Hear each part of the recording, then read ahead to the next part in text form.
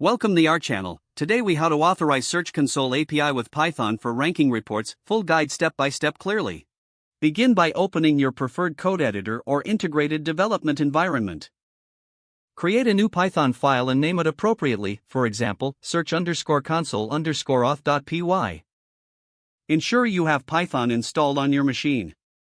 Install the necessary libraries by running the following command in your terminal: pip install googleauth googleauth googleauth hitplib2 google 8. Navigate to the Google Cloud Console at console.cloud.google.com. Sign in with your Google account. Create a new project by clicking on Select a Project and then New Project. Give your project a name and click Create. Once your project is created, enable the Search Console API. In the left sidebar, click on Library. Search for Search Console API and click on it. Click on the Enable button to enable the API for your project. Next, you will need to create credentials for your project. In the left sidebar, click on Credentials. Click on Create Credentials and select OAuth Client ID. Configure the consent screen by providing the required information.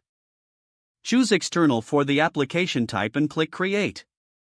Once you return to the Credentials page, select Desktop App for the application type. Give your OAuth client a name and click Create.